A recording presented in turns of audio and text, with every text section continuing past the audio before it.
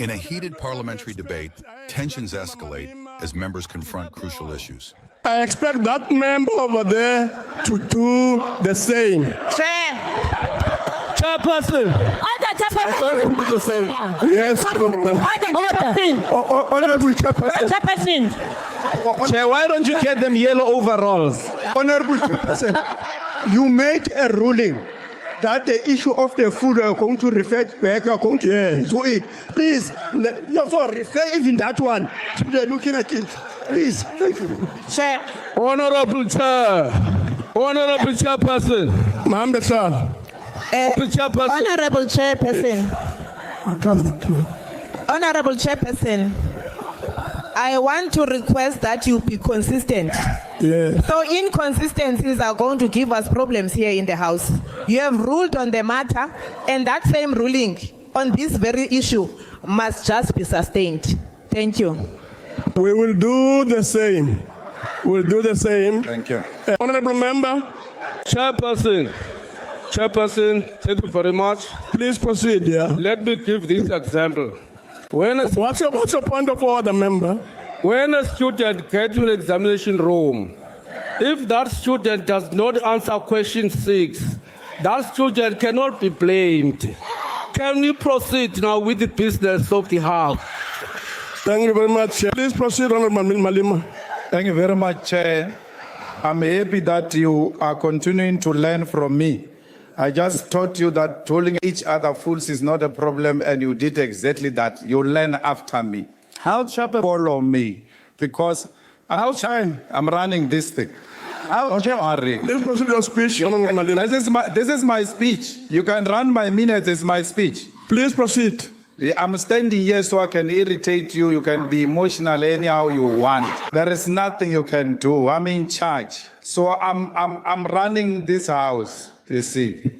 So you can get angry and stand up and sit down. House Chair. Honorable member, Malema, we are not running the House. Please proceed with your speech. It is your own house as a ruling party.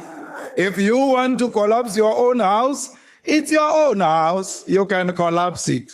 So there is nothing I can do to help you. Just continue to learn from me. You are people. See, that's what I'm talking about. People are calling in. I mean, people are standing up with their points of order. They're quoting the rules. He's doing his thing. And like he said, whenever they challenge him, he said, tell me the rule. On what rule do you base your objection? What's your premise? It gets better. Here we go. The EFF had forced the hand of the party in 2018 to open a state bank. Yet, the ruling party was reluctant. Your Minister of Finance only woke up the following year to hijack the superior logic of the EFF. We know that you don't believe in state-owned banks, and therefore, we are challenging you to ensure that this bank is indeed implemented. We want a bank that is going to help petrol attendants. We want a bank that is going to help workers, the farm workers, without charging them abnormal interest. We want this bank to exist because we know that banks like ABSA, FNP, and Capitec, they racially profile our people, and they are racist in deciding who they want to assist. Mr. President, we know that sovereign wealth fund the idea of the EFF, because the EFF is the one that has been. Just a minute, Honorable Malema, just a minute. Honorable member. Please. Yeah. I'm asking you to sit down, Honorable member. Again. Yes. I want to ask a question, but not about gender-based violence. Please sit down. I'm pointed you out. Please. Please sit down. Please sit down. The member behind you. On what point are you, Honorable member? Chair, I want to speak on the issue of gender-based violence. As far as your ruling is concerned, last week in this house, a young woman seated at that corner was beaten by a bottle of water, either from the members of the EFF. And till today, that is not discussed. So I'm just saying, for Honorable Malema not to respond to the issues of gender-based violence, I want you to be on record on this one that he's endorsing that he is indeed abusing women. Thank you, sir. Honorable members, on the question of gender-based violence and on the specific issues raised with regard to Honorable Malema, I've already made a ruling. Honorable members, and we intend to come back to this House as presiding officers, not only on this particular matter, but on all other related matters with regards to getting this House to function the way it ought to function, so that we maximize the output and really ensure that we do the work that we're mandated to do as public representatives. So I'm going to once again, one more time, plead with all of you to please cooperate and allow us to proceed with the business of Parliament. Honorable Malema.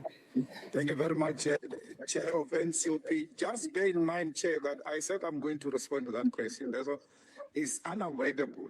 And when I respond to it, many of you will regret because I will reveal certain things. Now, let me deal with issues. On Sovereign Wealth Fund, President, we want you to really establish this to help us to ensure that we finance our own economy, but also create the necessary employment in our country through this fund. All right, let me remove that and then go to the last clip. Here it is, where he's going to answer the question at some point. Honorable Deputy President, Honorable Malema, Honorable Member, can we just clarify this one little issue? If you want to speak, you raise your hand. You don't recognize. Yes, I just want to repeat that again. If you want to speak, you raise your hand. Upon seeing you, I will then point at your room. Only then can you stand up and say on what point you are rising. Can you please do that? Let me give you an opportunity to speak. Firstly, on what point are you rising? I'm rising on a point of order, Chair. The Honorable Member Malema calls the Deputy President DD. We don't have a DD here. We've got an Honorable Member, Deputy President DD Mabuza. Point of order sustained. Honorable DD Mabuza, you intervened decisively on the issue of ESCOM and Jabu Mabuza and Honorable Jamnandas. But what made me to pay closer attention to you was when Johan Rupert said he can't have you as a president. On a point of order, Speaker. Therefore, I knew that there was something about you. Honorable Member, all of us, I'll make it. Please sit down. That we pay. Please sit down. That we pay a closer attention to the Deputy President. It looks like the Deputy President has got something to offer. That's why the Ruperts say they can't have him as a president. Okay. So we must make sure. Honorable Malema, just a minute. Honorable Member, on what point are you rising? 14.0, Honorable Chair, no member shall refer to any member by his or her name. He just said, Honorable Jamnandas, can you withdraw? You cannot refer to a member with his or her first name. We have reading problems here, and it's taking us time. Why don't you read, guys? Chair. It's not hard. Let's read. Honorable Gordon. Why have you think you are educated more than everybody? Thank you very much. Can I call that Matlozi? What is that? Matlozi. Order. On Matlozi. And because it's not a point of order, we'll proceed. Please sit down, Honorable Member. Now. Honorable Malema, please proceed. Now, Chair, let me answer your question on domestic violence. When I spoke here during the State of the Nation last year, I said, anyone who has never beaten his wife in the past 25 years must raise his hand.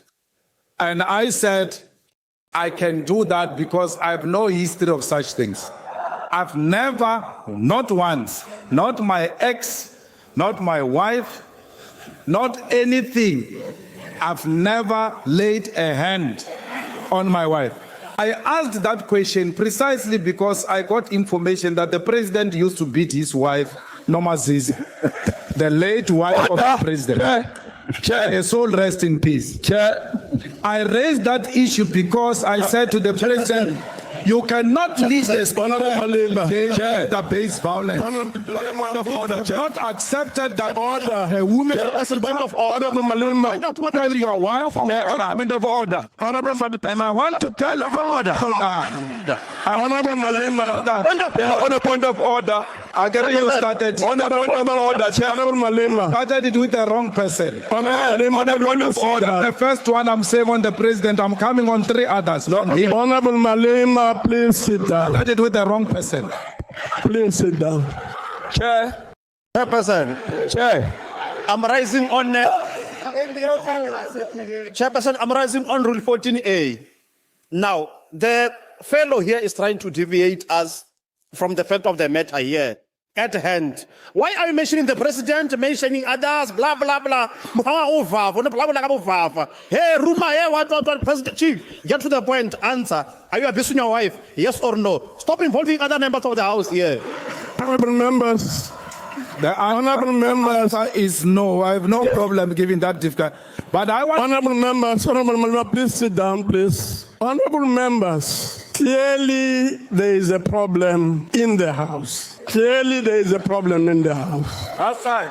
One of these problems, there's a problem now in the House now, but one of the problems that lead to this big problem is the fact that members stand up and they input on the integrity of other members. Now, this kind of thing should not be happening in this joint sitting. Because if you do such a thing, others would stand up and do the same. And the result will be chaos and a general sense of disintegration and overall undermining of the House. So I am pleading with all of us to carry ourselves and to behave in a befitting manner. Conduct ourselves in a manner that seeks to ensure that we're able to carry out the responsibilities and the mandate that has been given to us as public representatives. The second problem that I want to draw members' attention to really relate to the use of offensive language. Now, 14P of the joint rules